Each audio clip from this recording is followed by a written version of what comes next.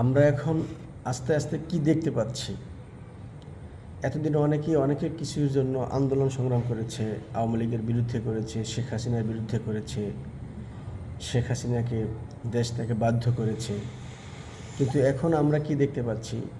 শেখ হাসিনা বিগত দিনে যা যা বলেছিল, তার সরকারের আমলে তিনি প্রধানমন্ত্রী থাকাকালীন অবস্থায় যা যা বলেছিলেন, প্রত্যেকটা জিনিসই এখন পদে পদে প্রমাণিত হচ্ছে। যেমন দেখেন, এখন করিডোরের বিষয় নিয়ে বাংলাদেশে তোলপাড় হয়ে যাচ্ছে। আসলেই তো সেই করিডোর দিচ্ছে, সেই ভূমি দিচ্ছে, সেই সেনমাটির দ্বীপ দিচ্ছে, সেখানে ঘাঁটি দিচ্ছে, বিভিন্নভাবে বাংলাদেশটার মানচিত্রটাকে আরও ছোটো করার চেষ্টা করছে। এটা কেমন একটি অবস্থা? আসলেই তো সেটা এর আগে শেখ হাসিনা বিভিন্ন সময় বিভিন্নভাবে বিভিন্ন বক্তব্যে বলেছিলেন যে তারা বাংলাদেশের এই জায়গাটা চায়, সেই জায়গাটায় চায়, তাহলেই আমিও আগামী দিনে আবার রাষ্ট্র ক্ষমতা থাকতে পারবো। তারা এই ধরনের শর্ত দিয়েই তো তাকে বলেছিল। তিনি তো তৎকালীন প্রধানমন্ত্রী ছিলেন, তিনি তো মিথ্যে কথা বলেন না, তিনি সত্য কথা বলেছে। এখন এত আন্দোলন সংগ্রাম করলো, সাধারণ বাচ্চা ছেলেপেলেদের উপরে লবণ রেখে বড়ই খেলো বিভিন্ন মহলে।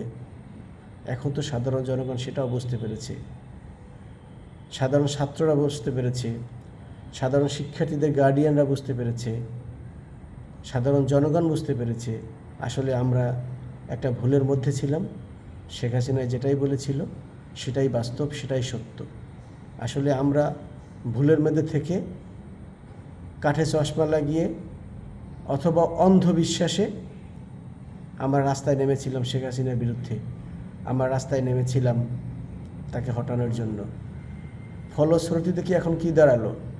শেষমেশ এখন দাঁড়ালো এদেশে নারীদের নিরাপত্তা নাই, এদেশে সামাজিক নিরাপত্তা নাই, এদেশে রাজনৈতিক নিরাপত্তা নাই, এদেশে হাটে বাজারে ঘাটে ময়দানে যে যেখানে যেভাবেই আকার ইঙ্গিত দিচ্ছে তার উপরই মম জাস্টিস হচ্ছে। আবার কি হচ্ছে? এদেশে আমাদের রাজনীতির নামে এখন অপরাজনীতি চলছে। ইসলামের নামে ইসলাম বিক্রি করে, ইসলামকে ইউজ করে প্রত্যেকটা জনগণকে, প্রত্যেকটা মানুষকে এখন বিপদের দিকে ফেলে দিচ্ছে, রাষ্ট্রকে এখন দুর্বল করে দিচ্ছে। এটাই শেখ হাসিনা বলতে চেয়েছিল। আর এক দল বলতে চেয়েছিল একবার যে আমি কে, তুমি কে, রাজাকার। আসলে ভাই তখন তো দেখেছি বাস্তবতা কী ছিল, শেখ হাসিনা কী বলতে চেয়েছিল, আর আমরা সেই স্লোগানটাকে কীভাবে উল্টায়ে নেগেটিভ বানিয়ে, নেগেটিভ সেন্স তৈরি করে প্রত্যেকটা জনগণের মাথায়। কারণ হঠাৎ করে মানুষের মধ্যে একটা স্লোগান তৈরি হয়ে গেলে তখন মানুষ ওটাকে মনে করে এটাই আসলে সত্য, এটাই আসলে বলেছে, এটার বিরুদ্ধেই আমাদের নামতে হবে। তখন কেউ আসলে ভেবেচিন্তে নামে নেই যে শেখ হাসিনা এই কথাটা কেন বলেছে। তারই তো এখন প্রমাণ পাচ্ছি আমরা, পদে পদে হারে টের পাচ্ছি। আমরা সাধারণ জনগণ, রিক্সাওয়ালা, ভ্যানওয়ালা, দিনমজুরওয়ালা, হকারওয়ালা, ছোট ছোট ক্ষুদ্র ব্যবসায়ীরা, এমনকি বড় ব্যবসায়ীরাও এখন এর স্বাদ, এর মজা, এর ঝাল সবাই টের পাচ্ছি। শেখ হাসিনার শূন্যতা যে কী জিনিস, শেখ হাসিনা না থাকায় কি হচ্ছে, থাকলে কি হতো, এটাও আমরা অন্তত ভেবেচিন্তে বলতে পারি। এবং এটা আমরা এখন প্রমাণ পাচ্ছি প্রতিটা মুহূর্তে।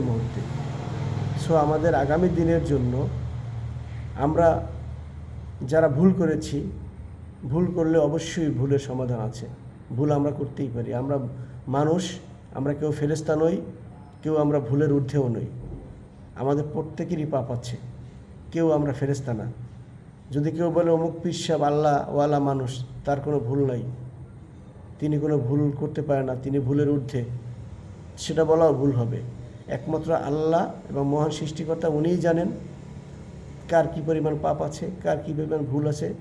সেই ভুলের প্রায়শ্চিত্ত তাকে পোহাতেই হবে, এটা দুর্গ সত্য কথা।